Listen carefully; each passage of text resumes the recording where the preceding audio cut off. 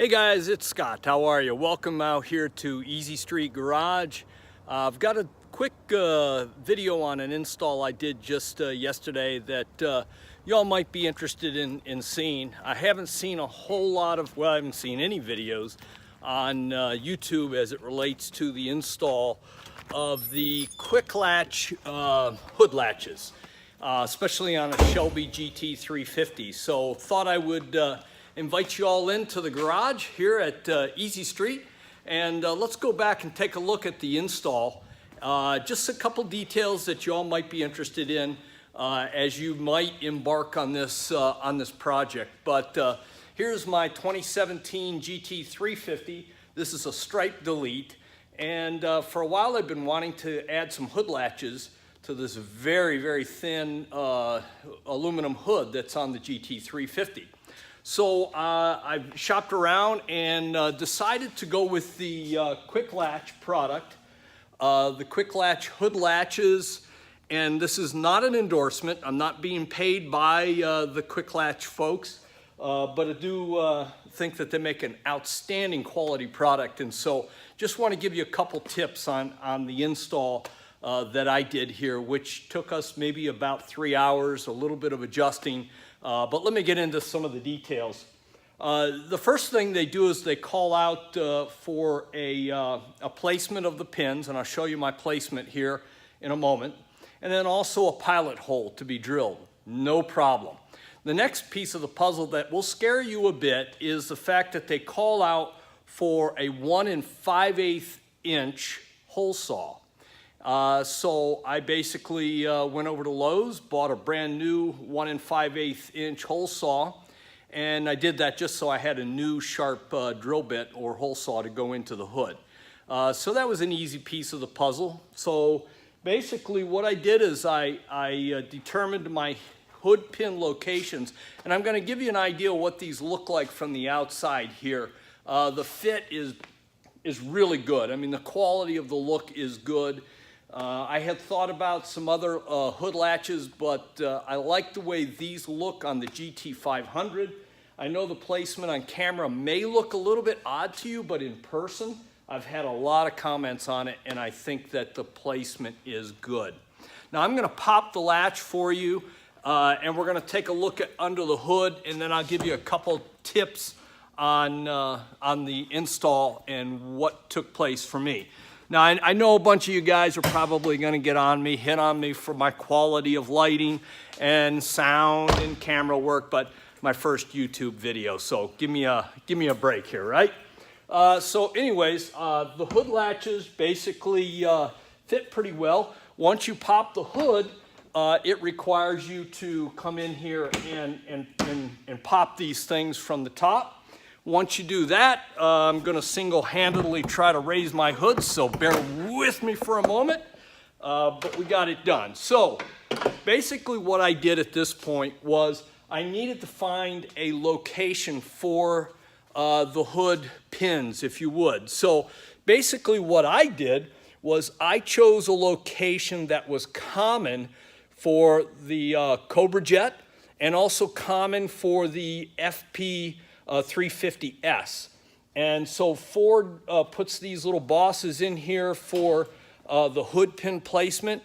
That was important because when it comes time to look at the bottom side of this hood, what you want to do is you want to find an area that you have less meat, or if you would, less obstruction than you would, say, up in this area. Because if I decided to mount my hood pins in this area, I would have had all this meat up here to negotiate, and I think it would have been a true quagmire for me.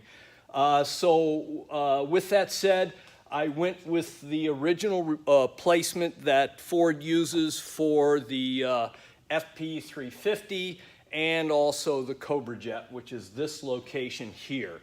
So simply put, all I did was the 1 5/8, after I drilled my pilot hole, the 1 5/8 inch hole saw came all the way through the thickness of 2 of these parts of the hood. So I got through, I drilled this side, came over to this side, and then drilled this side. However, you'll notice that this is the direct hood right here. I mean, you come right into the direct piece of a hood. Over here, you got the thickness of 2. The problem I had over here was I didn't want to cut any of this hood structure away here. However, the hood pin would have fit in here a little bit crooked. So what I did basically was on my mill, I created a spacer. And basically the spacer is this product right here.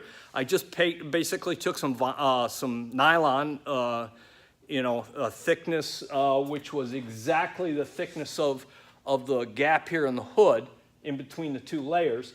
I created this washer, this spacer, and you can see right here, I put that spacer in between this product right here, the Quick Latch, and then it gave it the same plane when I tightened it down. I also came over here at this location, and in between this surface here, I slid the same washer all the way over to where the hood latch was, and that allowed me to tighten the hood latch up without collapsing the hood. So it gave it a nice spacer in between to mitigate the issue of collapsing the hood. And so I think it made for a solid install. I think the product worked really, really well. And I wish there were more videos when I started this project on YouTube. There were some videos on Quick Latch, but nothing on a Mustang, nothing on a GT350. And so I had some help with it thanks to Mike Begley and Jeff Black. They came over and gave me some inspiration. Tony Alonso popped in as well. If you don't know who Tony is, go online, take a look. He is the guy that wrote the book on the Bullet Mustang and the Mach 1 Mustang. So he wrote that with Scott Hogue. Please go online. I'm giving him a plug. Take a look at it. I've got the MRP here in my shop. Over here I've got his 09, and he's driving also a 19 Bullet. So he is the master of bullets. So please take a look at him. If you bear with me for a minute, I'm going to put my hood latch away here. I'll shut the hood just to give you an idea of how these things work. And it's that simple, just like before when you closed your hood. No problem. You get the security of some additional hood latch on your hood. For high speeds, it eliminates some of that fluttering. The hood closes fine. The gaps are good. So I like this product. I think it worked well, and I would suggest if you're thinking about hood latches, take a look at the Quick Latch product. You can go online and find them. And until the next video, thanks for stopping by and visiting us here at Easy Street Garage. See ya.